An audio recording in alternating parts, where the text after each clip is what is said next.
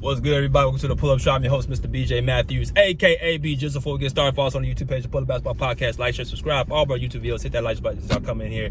Let's get popping. All right, so breaking news. All right, car comms with B. Jizzle's in effect. Topics that we cover around the NBA. I just dropped a video with the Clippers, LA Clippers talk. You know what I'm saying? Go check out that video I just dropped about a couple hours ago.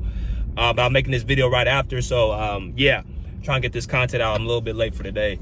But let's get into this, man. Tyrese Maxey, up-and-coming star point guard for the Philadelphia 76ers, has been calling out NBA star, quote-unquote, former MVP Joel Embiid. All right, so the Sixers, let's talk about the Sixers right now. They are in a dumpster fire. They're 2-11 right now, losing to the Miami Heat last night, 89-106. Now, I want to talk to y'all a little bit about the Sixers. Like I said, I've been watching a few of these games from different teams. I don't talk about no teams I don't watch, but I'm getting into the flow of, talking about more teams around the NBA, not just the Clippers. But let's talk about the Sixers. They are 2-11 right now. They are the worst team in the Eastern Conference, right in front of the Washington Wizards. They're the worst offensive team at 30th in the league in generating buckets and points. And I'm pretty sure they're the worst on the defensive side of the ball, too, somewhere at the bottom. But it's as bad as you can get for Philadelphia. What the hell? And last night, it turns out there was an extended meeting with the players and the coaches of the Philadelphia 76ers. Now, Nick Nurse had a press conference after the game and spoke to the media availability, and it took him an hour to come out to speak to the media, which is unusual. Now, before this news dropped this morning, he said he wasn't going to envision the details of what happened. Well, it looks like Shams Charania, who is the head guy for ESPN and NBA Insider, spoke on what the details of last night's meeting was, and it highlighted that Tyrese Maxey had called out the big man for his lack of leadership, showing up to team events on time, and seriousness. All right, I'm going to say it again. His lack of leadership, showing up to team activities on time. So I'm guessing practices, weight room sessions, film sessions on time, and his lack of seriousness. That's what he was calling him out for. Now, backdrop, Tyrese Maxey and Joel Embiid are very close. So, Tyrese Maxey called out Joel Embiid, not just in private, in front of the whole team. Tells me there's a lot of stuff that's on the boiling point. And Tyrese Maxey chose to speak out on it. Now, for people who do not know, Sixer fans have been calling for Tyrese Maxey to be the leader of this team. They want to surround this team around Tyrese Maxey. Shout out to my boy, my guy straight to the point. Shout out to my guy, DFJ Hoops. A lot of Philly people, they love Tyrese Maxey, and they want to actually surround Tyrese Maxey with the team, which means they want to actually possibly be done with Joel Embiid. Now, you got a lot of the people who are against that saying this is still Joel Embiid's team. They're not going anywhere without Joel Embiid, this, that, and the other, which I agree. As good as Tyrese Maxey is, you can't build a championship team around that dude. He's going to have to be the third option, at best, the second option. And that would have to be, something where he has a lot of assistants around him, because he's a one-way point guard, right? He's a high dynamic scorer, but he's not an elite defender, right? He's still, trying to learn that side of the ball. Well, Tyrese Maxey speaking upon this situation and speaking about it to his, quote-unquote close friend, tells me that Tyrese Maxey has been seeing some things behind the scenes that he has not liked from the big fella, and he decided to call him out. And my thoughts on that is, good for him. Good for the team. Let's just be honest, y'all. Until Joel Embiid, and I want to also go back to this line from last week. Shaquille O'Neal called Joel Embiid out for the same thing, his lack of being serious. And I watched that little segment when he said on NBA TNT. He said unless Joel Embiid becomes serious about his serious, he's never going to win a championship. And instead of Joel Embiid taking Shaq's advice and saying, you know what, big fella, you're right, I'm going to take it serious, he decided to push back at the big fella and, you know, give like some side comment instead of doing the right thing and saying, you know what, no, this is a guy who's won 4 championships. He's one of the most dominant players of all time. I'm going to take, you know, a piece to what he says because he asked what I want. I want a championship. So sometimes you need to hear from somebody like your best friend or your family for you to get the point. Okay, well, Shaq said it.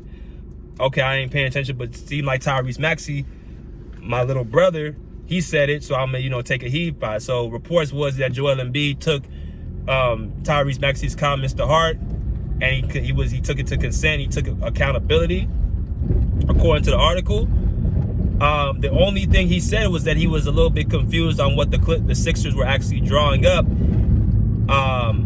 you know, on the court, which that's a testament to show that he hasn't been as locked in to practices as he should. And there's some truth to saying that Tyrese Maxey, that he hasn't been showing up on time to certain things, film sessions. If you're confused what the Sixers are running, that's telling me there's a lack of availability on and off the court when needed. If you're in film sessions and you're in practice sessions, there's no way you should be confused. You should be you should be ahead of the game, because it's one thing for you to be actually on the court playing and running through the stuff consistently. It's a whole nother thing for you to be on the sideline visually watching with your eyes. You can scout better. That's why scouts are, you know, on the sidelines. They can, you know, see what's going on at a higher capacity. So you're telling me you're confused about what's on the court. That's you know, a testament to show like Tyrese Maxey was right for getting on you, right? Now, some people are talking about it's because Joel Embiid is, you know, dealing with injuries and he's hurt, this, that, and the other. Let me tell you why that's BS. Like I said, I've been watching some of the Sixer games. Joel Embiid's been back for 3 games. Has not cracked 20 points yet. I understand the person that's rusty. I'm not going to get on Joel Embiid for being rusty, but I am going to somewhat pay attention to him. Quote, first of all, the things that he says. I'm probably not going to be playing back-to-backs. But then he comes back the other day and said he was trolling. See, and that's why I can take Tyrese Maxey's comments to heart. That's why I can take Shaquille O'Neal's comments to heart and saying this guy is lacking the amount of seriousness it takes to win. Why would you sit up there and say that you probably are not going to play back-to-backs and then come back and say, well, I didn't mean it, I'm a troll? And then you got this whole free throw, you know, routine with him. You know, y'all see what he does on his free throw. It's just, it's not, and I've said this before, his lack of seriousness is annoying. Like, bro, you need to, you know, actually be serious. Like, it's, you know, you try to win a championship, you can't be kidding all the time, and you can't be kidding when your team is down 2-11. Your team's not going anywhere without you, right? So, I don't take it because of, you know, he looks so bad, he's messed up. He came out media day, and he came out for media availability and said he was close to returning. He's, you know, on a good process and all that stuff, right? I think it's a lack of seriousness. You can't control how you know, if you hit shots or not all the time, but you can control you being on time for team events and team activities. So something you're doing, you're not being held accountable. Players like that need to be held accountable, right? Now, there's some other things going on with the Sixers as well. Their struggles. Paul George is back for his 7th game last night. He had 18 points. I think he went, what did he go?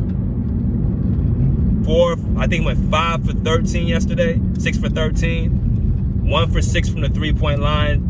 Not great efficiency from Paul George. Had a great first quarter. Had a bad second quarter. Had a good third quarter. Had a bad fourth quarter.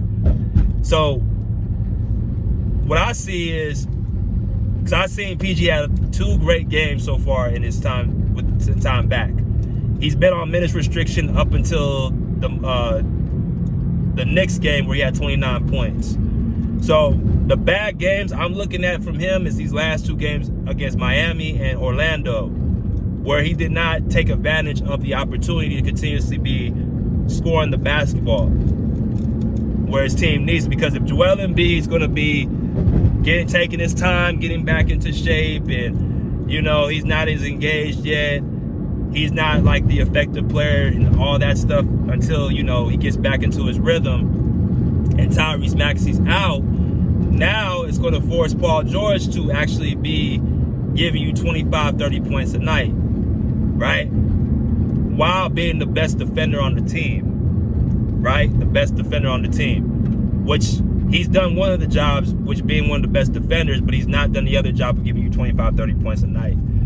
So it's more so with Paul George has to be able to lock in and score the ball when needed, because that's what this team is going to have to, you know, rely on. And then you look at a guy like, you know, the role players are not contributing how they need to be contributing. Kyle Lowry and Eric Gordon, once Tyrese Maxey gets back on the court, they can go to the bench as far as I'm concerned. The resurgence of Jared McCain, their point guard, their backup point guard who paints his nails, you can just go ahead and just set Kyle Lowry on the bench and bring McCain off the bench as their primary point guard, because, you know, Kyle Lowry ain't really done anything offensively or defensively. He can't create. He can't stay in front of his man on the perimeter. He can't make key shots. He's in a streak shooting the basketball. And he's undersized, right? There's really no place for him on the court right now. You got Eric Gordon just out there just turning the ball over, missing shots, looking old, and not really making an imprint on the game. Those two guys need to sit down. Those two gentlemen had a great career. But this team right here really doesn't need your presence. Reggie Jackson got the message. He's over there with his hood on. He can only thing he can do is cheer on the bench. So role players like Kelly Oubre, role players like who's the other guy? Caleb Martin. Those two are your quote-unquote utility guys. Your glue guys. They get, you know, extra possessions. They, you know, are supposed to, you know what I'm saying, guard some of the better offensive players. They're supposed to hit, you know, key shots when they get the ball. Their up and down play affects the team as well, right?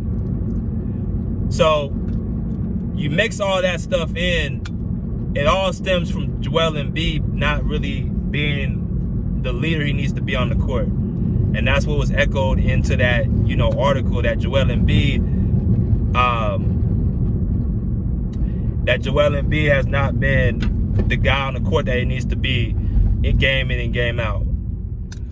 So until that happens, it's a domino effect.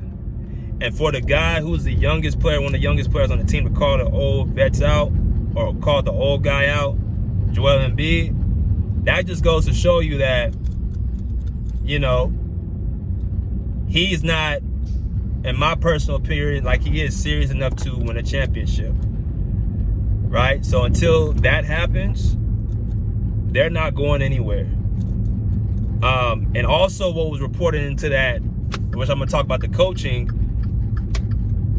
also what was reported was that Nick Nurse and the coaching staff, the players want to be coached harder, meaning they want to be held accountable. They want to be able to, you know, go hard in practices. That's a good sign. And I'm wondering who are the players that said that. I have a theory. I think I know who it is, but there's players that want to be coached harder on that team. So that's telling me maybe that meeting, quote unquote, last night might turn their season around, because it's no way. I don't care if Joel Embiid is coming back. I don't care if Tyrese Maxey is out. The Sixers should be able to win games against some of these teams.